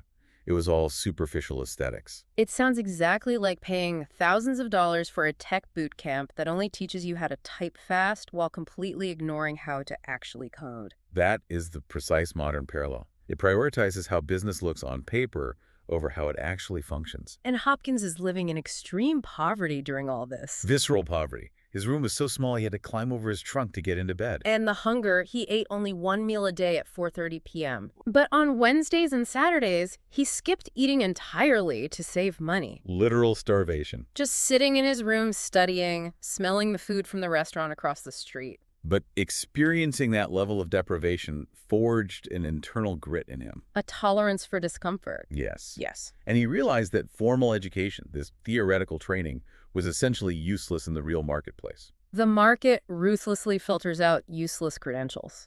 Exactly. Employers didn't care about Swinsburg's graduates. Because they had no practical capability. So Hopkins had to rely entirely on his own hustle, rather than his diploma. So the takeaway is, don't rely on paper credentials to prove your worth. Real-world capability always wins. And surviving lean times builds a resilience that a comfortable classroom never could. Yeah, that grit is invaluable. And this useless education finally led to a job offer, but one that required checking his ego entirely at the door. The Grand Rapids Felt Boot Company. Right, the professor announces a job opening via a postcard sent that way, to save postage, of course. Right. A bookkeeper for $4.50 a week. And the other boys laughed at it. They felt entitled to a respectable job. But Hopkins immediately went for it. His poverty stripped away any delusion of entitlement. So he interviews with the superintendent, and the bookkeeping was minor. The real job was sweeping floors, washing windows, running errands. And there was a highly specific condition of employment. Yes, he was never to wear a coat. The superintendent hated dudes and demanded his staff appear in their shirt sleeves. Now, Hopkins easily met this because he only owned 2 shirts anyway. But what does this all mean for us today? Well, it's about leverage. Should a modern professional accept demeaning tasks or weird dress codes just to get a foot in the door? It isn't about accepting abuse, it's about recognizing the landscape. Hopkins abandoned his ego because he understood that you cannot dictate the terms of your entry when you have no leverage. Ah, I see. The others demanded leverage before they had earned access. Hopkins accepted the quirks of the gatekeepers to get past the gate. So ego is the enemy of entry. Embrace the unglamorous realities of starting at the bottom. The fastest way to move up is to prove you aren't too good to do the absolute basics. Sweeping the floor with precision proves you can be trusted with the ledger. And it was by doing those basics and staying at his desk late into the night that he caught the eye of a true business titan. Yes, M.R. Bissell. Which leads to this highly unconventional pitch, because the Felt Boot Company only had sales in the winter. Right, so they borrowed money all summer to fund operations. And Hopkins had to go around securing loan endorsements from the directors, including M.R. Bissell, president of the Bissell Carpet Sweeper Company. A formidable guy who built his empire through relentless labor. And Bissell notices Hopkins working until 2 in the morning. He's auditing the output, just like the grandfather did. So Hopkins needs a raise. He waylays Bissell on his way to lunch, but he doesn't use corporate jargon or talk about ROI. No, he bypasses the abstract completely. He tells Bissell about his diet. He pays $3.50 a week for board, misses 2 meals a week. And then,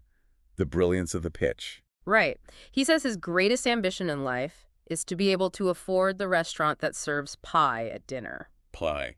Okay, let's unpack this. He literally secured a massive career leap simply by talking about pie. He bypassed the corporate hierarchy entirely. This raises an important question about how we communicate our value. Yeah, why did that work? Because Bissell, like many wealthy men, didn't care about the abstract concept of poverty. He thought struggle was good for a young man. Oh, like character building. Exactly. Right. If Hopkins just complained about being poor, Bissell would have dismissed it. But he pitched a concrete, visceral desire. Right. Bissell loved pie and had never been denied it. Hopkins instinctively found the emotional bridge between them. He bridged the empathy gap. Yes. Bissell was deeply moved. He invited Hopkins home for pie and hired him at Bissell for $6 a week. Just so he could have pie every day, a 33% raise. Because abstractions invite debate, but concrete realities demand a response. So the practical takeaway for you is, in any pitch or negotiation, connect on a basic human level. Don't sell dry metrics. Sell the specific, relatable outcome. Sell the pie. People invest in human desires they can understand. Absolutely. Hopkins accessed the raw machinery of human decision-making. Which brings us to the core soul of this chapter. The foundation of true business genius isn't found in comfortable classrooms. Or orthodox dogmas. Right. It is forged in extreme adversity, raw interactions with everyday people, and a relentless willingness to do the dirty work. From reading almanac jokes to an illiterate school board. To shutting his ego to sweet floors. And pitching a titan on a slice of pie. Hopkins proved that stripping away pretense reveals how humans actually connect and make decisions. It is about profound authenticity and radical empathy. Now that he's finally got his foot in the door and a daily slice of pie on his plate, you have to wonder, how exactly does a former preacher with a knack for working until 2 a.m. go on to completely reinvent the way the world sells carpet sweepers and eventually everything else? Imagine looking at your company's ledger and realizing that no matter how hard you work, no matter how many 18-hour days you pull, the system is just mathematically rigged to cap your salary. Right. It's a terrible feeling. It really is. So today, we're looking at a 19th century bookkeeper who actually discovered a psychological loophole to escape that trap. And in the process, he kind of accidentally invented the modern advertising industry. Yeah, in this deep dive, we are exploring that critical moment. It's when Claude Hopkins transitioned from this hardworking accountant to a pioneering strategist. Which is such a wild pivot. It is. And this is all from Chapter 4 in his autobiography, My Life in Advertising. So for anyone interested in business or entrepreneurship, this chapter really reveals the fundamental blueprint for moving out of a replaceable cost center role. Right, the expense side. Exactly. And becoming an indispensable revenue generator just by changing how you present a product to the world. The irony here is that the guy who basically wrote the playbook for modern scalable revenue, well, he started his career obsessed with counting other people's pennies. Literally counting pennies, yeah. Right. So to understand the magnitude of this pivot, Right. we need to understand the physical reality of his world back then. We're in Grand Rapids, Michigan. It's the late 19th century. The 1890s, to be exact. Yeah, and Claude Hopkins is working at the Bissell Carpet Sweeper Company. He starts as an assistant bookkeeper, making, what, $40 a month? Which was standard, but we have to remember bookkeeping in the 1890s was not, plugging numbers into a spreadsheet and hitting a button. Oh, definitely not. It was grueling manual labor. I mean, it involved enormous, heavy paper ledgers. Yeah. You're dipping pens into inkwells. Under gas lamps? Yes, performing endless mental arithmetic under the glare of gas lamps. And a single error meant hours of retracing your steps through thousands of handwritten entries. That sounds like an absolute nightmare. It was. But Hopkins was relentless. He would leave the office at 2 o'clock in the morning, sleep for just a few hours, and then return to his desk by 8 in the morning. So he's practically living there. Basically, he was essentially doing the work of 3 men through sheer brute force endurance. And, he did get noticed for it. The president of the company, Mr. M.R. Bissell, actually saw this young guy practically living at his desk. Right, hard work gets noticed. It does. And Bissell promoted him to head bookkeeper by November. He raised his salary to $75 a month. A nice bump. Yeah, from a traditional career perspective, that looks like a massive win. He worked hard, the CEO noticed, and he almost doubled his income. But he didn't see it that way? No, Hopkins didn't see it as a victory at all. He saw it as a total dead end. He Yeah. looked at that $75 a month and had this massive epiphany about the structural reality of his job. Okay, let's unpack this realization he had. Because he realized that a bookkeeper, no matter how fast or accurate or dedicated they are, is ultimately an expense to a business. And businesses always want to keep expenses down. Exactly. The fundamental nature of business dictates that expenses must be minimized. So Hopkins looked around that accounting office and recognized an invisible ceiling. Right. He reasoned that he could never be worth more to the Bissell Company than the market rate of literally any other person who could be hired to do that exact same math. Because math is math. Right. There is a hard cap on the value of adding up columns of numbers, regardless of how many hours you sacrifice to do it. Wait, but if he is genuinely doing the work of 3 men, why wouldn't the company just pay him the salary of 3 men? It's a fair question. Wouldn't a logical business owner look at him and say, great, I'll pay you $120 a month, and I save on the desk space of 2 extra guys? You'd think so, but that assumes the value of the work scales linearly with the effort, and it just doesn't on the expense side of the ledger. Ah, I see. Bookkeeping is about maintaining the status quo. If you do your job perfectly, the books are balanced. The company doesn't lose money to administrative errors. Right, but you aren't making them new money. Exactly. You cannot balance the books 200% to generate new revenue. The work is purely defensive.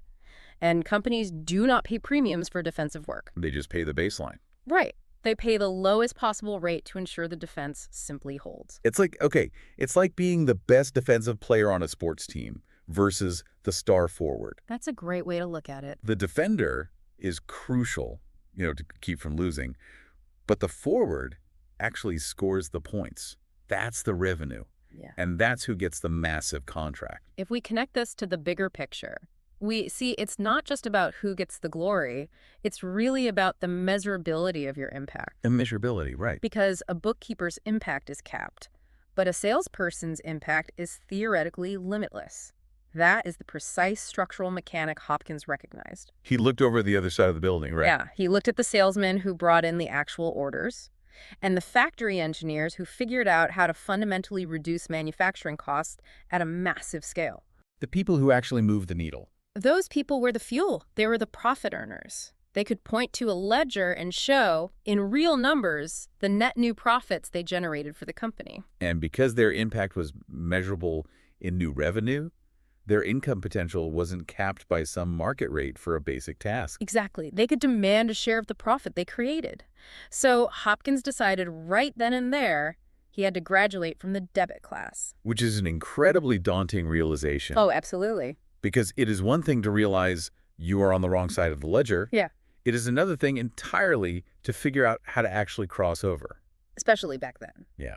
I mean, he's still sitting at a desk surrounded by invoices. How does a guy whose entire professional identity is tied to risk-averse mathematics suddenly become a revenue generator? Well, it began with an external disruption. The manager of the company happened to bring a pamphlet into the accounting office one day. Just left it lying around. Pretty much. And it was written by a man named John E. Powers, who was widely considered the dean of advertising at the time. Dean of advertising. Yeah. Powers had worked for John Wanamaker, the famous department store pioneer in Philadelphia. And Powers was reportedly making $12,000 a year. Okay, wait. $12,000 a year? In the 1890s? Yep. That is an astronomical amount of money. That is basically CEO money today. It was completely unheard of for a copywriter, but Powers was earning it because he had developed a method that consistently drove massive sales. Okay. And his method was entirely countercultural for the era. At that time, advertising was largely associated with snake oil salesmen. Right. Flowery, exaggerated, totally fake. Filled with outrageous, unverifiable claims. But Powers built his empire on something completely different. Radical, rugged honesty. Radical honesty. He proved that absolute transparency creates a sensation and builds unbreakable consumer trust. Okay, here's where it gets really interesting. Because what does radical honesty actually look like in practice? It's pretty shocking, actually. Today, every company claims they are transparent. They put it in their mission statements. Right. But Hopkins recounts two specific examples of Powers' work that completely rewired his understanding of business. Okay, what's the first one? The first involved a clothing company in Pittsburgh that was on the verge of bankruptcy.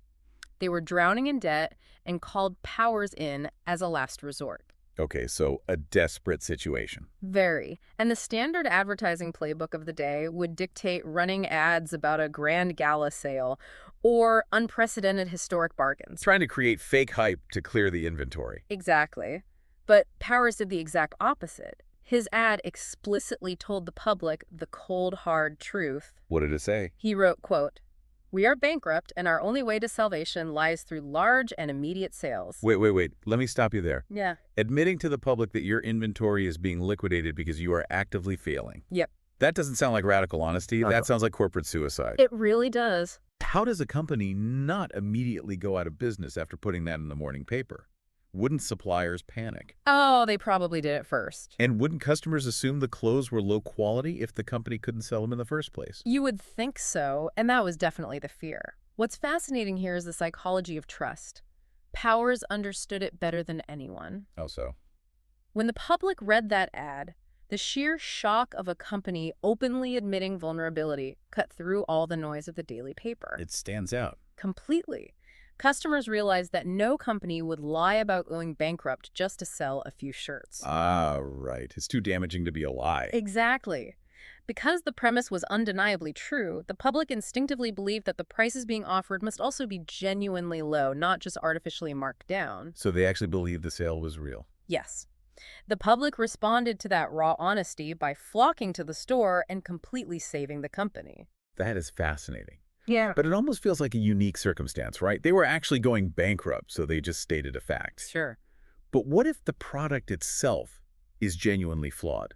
Does this radical honesty hold up if you are selling something that is objectively bad? That brings us to the second story Hopkins absorbed, which pushes the concept even further. Okay, I'm ready. It is the famous story of the rotten Macintoshes. The rotten one?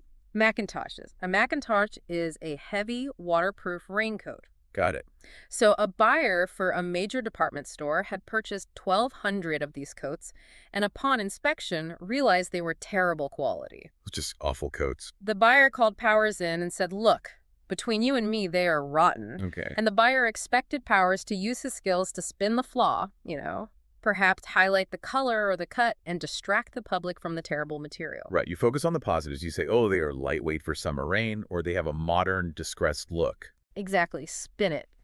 But Powers didn't spin it at all. He wrote an ad that stated verbatim, "We have 1,200 rotten Macintoshes." He actually put the word rotten in the ad. He did. He wrote, "They're almost worthless, but still worth the price we ask. Come and see them. If you find them worth the price we ask, then buy." Wow.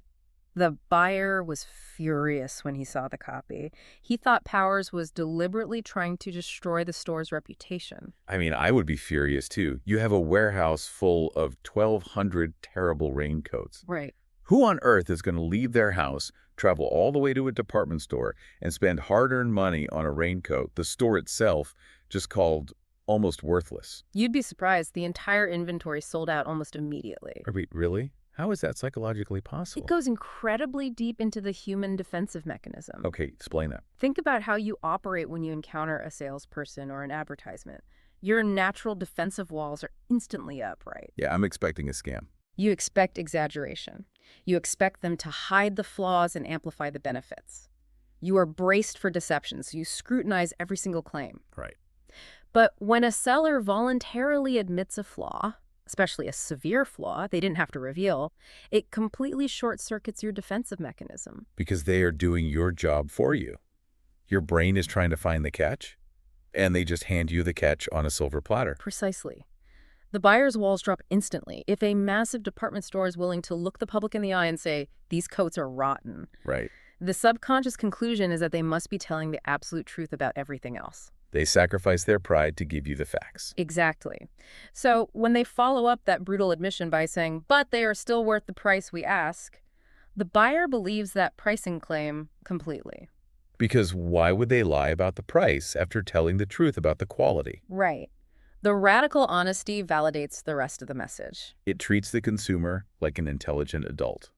It removes the insult to their intelligence. It really does. If we translate that to today, it means you shouldn't bury your product's steep learning curve or your company's limited customer support hours deep in some terms of service document. You put it front and center. Exactly. You say, our software is incredibly difficult to learn. It will take your team a full month to understand the interface. Yep. But once you do, it will save you a year of manual data entry.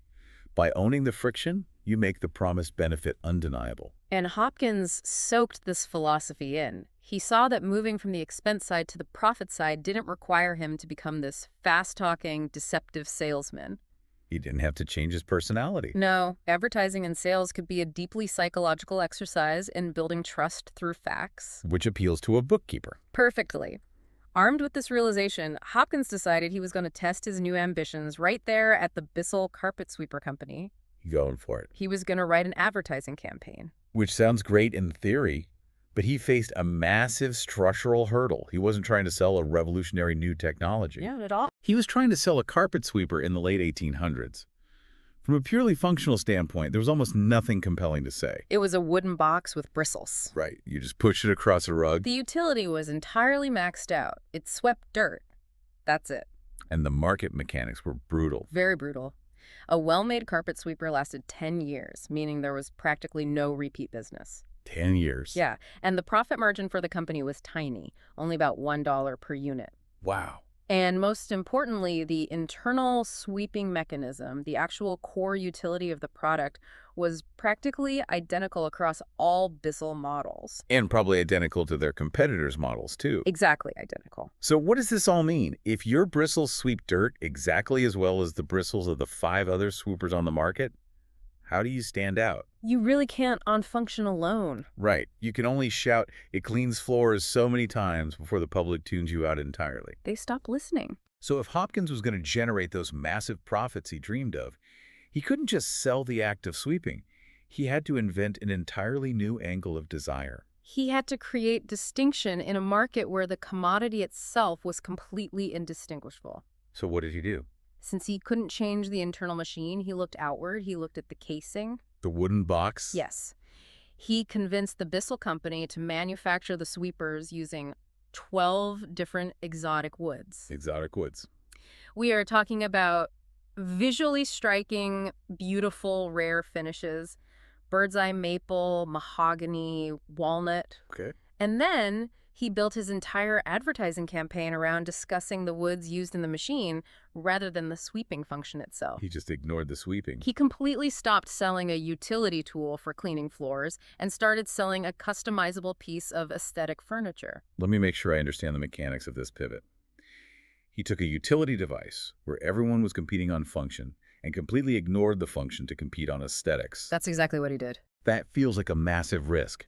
Why would a 19th century consumer care what kind of wood their cleaning tool was made of? To understand why it worked, you have to understand the Victorian cultural context of the 1890s. Okay, set the scene. The home, and specifically the parlor, was the ultimate status symbol. Women of that era took immense pride in their interior decor. It's a big deal. Huge. Matching their furniture, their drapes, and their woodwork, it was a reflection of their social standing and their taste. Ah, I see where this is going. Hopkins recognized that by offering 12 exotic woods, he wasn't just offering a choice of color. He was allowing the buyer to match the sweeper perfectly to their existing parlor furniture. Oh, wow. He tapped into a completely different psychological desire. He bypassed the desire for a clean rug entirely. Because cleaning a rug is a boring chore. Mm. But he tapped into the desire for aesthetic harmony and social status. Exactly. You know, it's like modern tech companies selling smartphones. That is the perfect analogy. Because if you look at the internal technology of smartphones today, the processors, the memory, the screen resolution, it is nearly identical between the major competitors. The functional baseline is established. Right. We have reached peak utility for the smartphone. It makes calls, it takes photos, it browses the internet perfectly. So how do these trillion-dollar companies convince you to buy a new one every year? They don't sell the fact that it makes phone calls. No. They sell the aerospace-grade titanium finish. They sell the exclusive new matte color that shows everyone you have the latest model. Exactly. They sell the status of the design. Hopkins was doing this with carpet sweepers in the 1800s. He really was. It is a profound lesson in product positioning. When you are in a mature market where everyone's baseline features are essentially the same, you cannot win by shouting slightly louder about those baseline features. Arguing that your bristles are 2% more efficient is just a losing battle. Completely. You must pivot the customer's focus. You have to create a unique tangential feature, whether that is aesthetics, variety, or status that your competitors are completely ignoring. And you make that the center of your campaign. Precisely. So Hopkins now has the product, the sweepers, in 12 exotic woods, and he has the angle. The pitch is ready. But having a good idea on paper is very different from moving physical inventory across the country. Yeah. He still has to actually sell them to the merchants. And this is where he runs into the institutional inertia of the Bissell Board of Directors. Oh boy, the board. Yeah.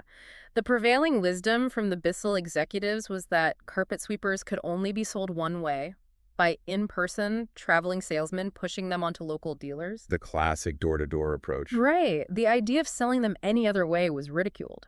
But Hopkins understood something fundamental about human nature and salesmanship that the board completely missed. What was that? He recognized that the average traveling salesman operates by openly seeking favors. Seeking favors. Yeah, think about it. A salesman walks into a general store, takes up the merchant's valuable time, and makes a selfish appeal. Buy my goods, give me your money. Which immediately creates friction. Nobody likes being pushed. Exactly. When someone comes at you with a transparently selfish motive, your natural reaction is to push back, to find reasons to say no. Hopkins knew that approach inherently met with resistance, so he decided to do the exact opposite. What did he do? He bypassed the traveling salesman entirely. He wrote letters directly to the dealers. A mail campaign. Yes.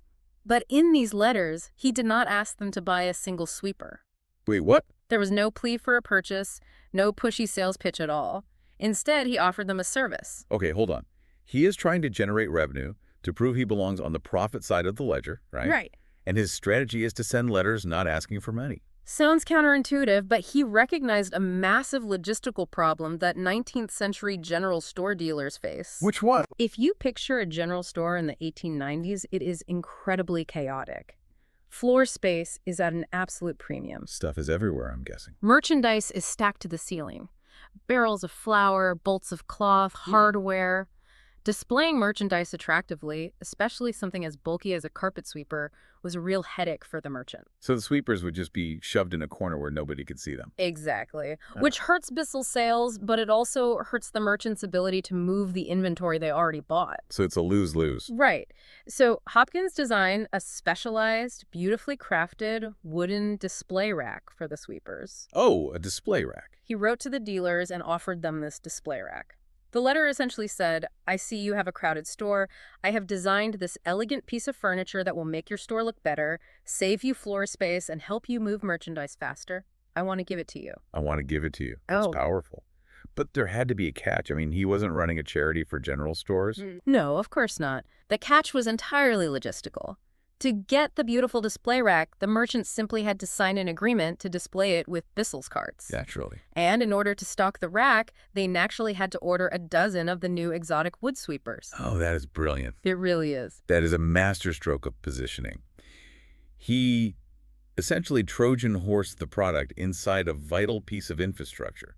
Trojan horse is the perfect word for it. He didn't approach the merchant as a vendor demanding money. He approached them as a partner solving a spatial logistics problem. This raises an important question for the listener. How often are you approaching a client asking them to do you a favor by buying your product? We do it all the time without realizing it. Right. Hopkins proves that the only way to sell is to cover up your desire for profit with a genuine effort to help the buyer get more business.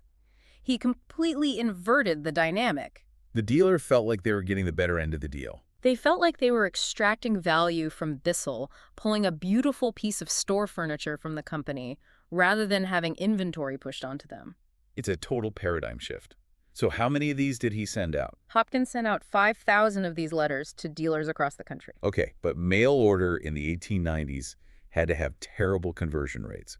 Most of those letters probably went straight into the stove to keep the store warm. What was the actual result? He received 1,000 orders. 1,000. That is a 20% conversion rate on cold mail? It was unprecedented. They were the first mail orders the Bissell Company had ever received in its history. That is staggering. That single campaign moved 12,000 carpet sweepers, and it practically handed Bissell a monopoly in the industry. And I'm guessing it proved unequivocally that Hopkins belonged on the profit side of the ledger. Without a shadow of a doubt. It fundamentally changes how you think about any interaction where you need someone to say yes. It really does. If you are selling software to a B2B client today, you don't ask them to buy the software. You offer them a free, comprehensive audit of their current workflow bottlenecks. A service. Right, a service that provides genuine value, which just happens to require setting up a trial of your software to complete. You cover up your desire for profit with a genuine effort to help the buyer solve their own immediate problem. Exactly. When we synthesize everything we've explored in this chapter of Hopkins' life, it really all converges on one clear structural insight. What's the main takeaway here? The foundation of legendary business success is rarely about grinding out more hours at the ledger or shouting louder than your competitors. It is entirely about the art of shifting perspectives. Like in perspectives. Yes.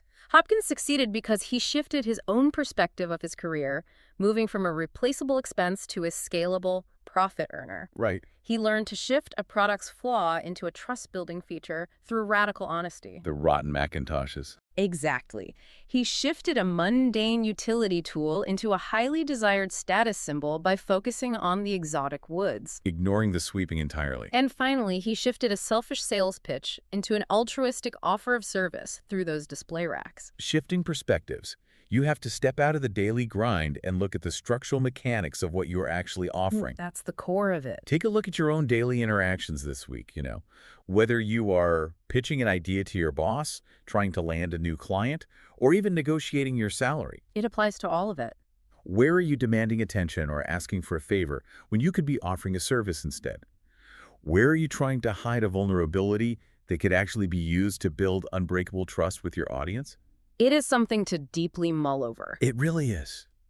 And you will need to master that mindset, because when we return for our next deep dive, we will see what happens when our cautious bookkeeper runs out of exotic wood schemes. He leaves the safety of his hometown, right? He does. He steps into the cutthroat, multi-million-dollar arena of the Chicago meatpacking industry. It's an entirely different game, and you won't want to miss it. What you just listened was the beginning of a full audio, way longer, explaining every single chapter of the book. If you would like to keep listening to the end and access to the full audio, you can access it with the link down below in the description and in the pinned comment.